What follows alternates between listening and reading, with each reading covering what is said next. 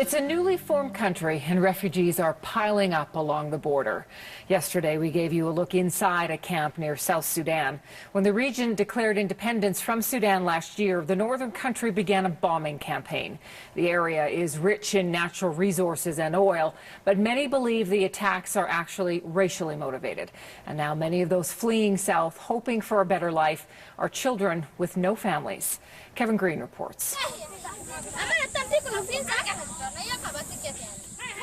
In a camp of over 35,000 refugees, these are the most vulnerable. Thousands of children forced to flee without their parents when the Sudanese army bombed their villages.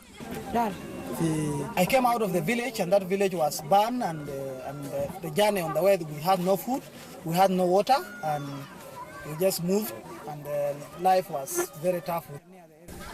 Samaritan's Purse is the lead NGO in this camp. It manages this compound for 561 young girls who arrived without their parents. Without their protection, they're easy targets for abuse. There's risks of violence against the girls because they have no family structure to protect them, which is what is normal in the camp.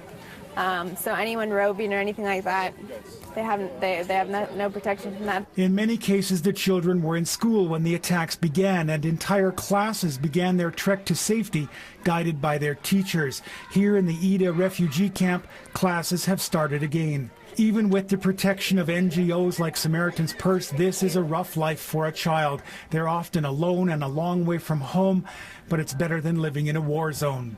And so as bad as a refugee camp can be, it's not a place where people are trying to shoot you or kill you or rape you just because you're there. There are also adults in this camp who've been forced to make some of life's most agonizing decisions to save a child.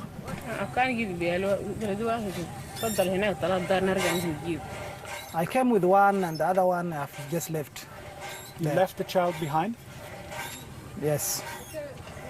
NGOs working here say governments around the world need to intervene to halt the conflict that's driving refugees to this camp. There is a role that our Foreign Affairs can play, and our Minister of Foreign Affairs can play in terms of placing pressure upon the government of North Sudan to stop the bombardment and make this a safe place for these people to be able to live.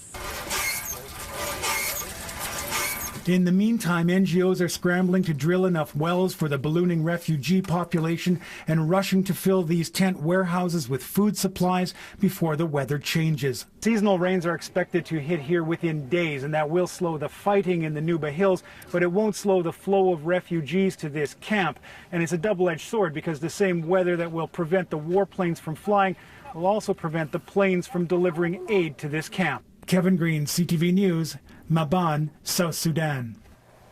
Tomorrow, Kevin takes us inside a refugee camp hospital. We'll meet the doctors trying to stem the flow of injured and sick people filling the South Sudan camps.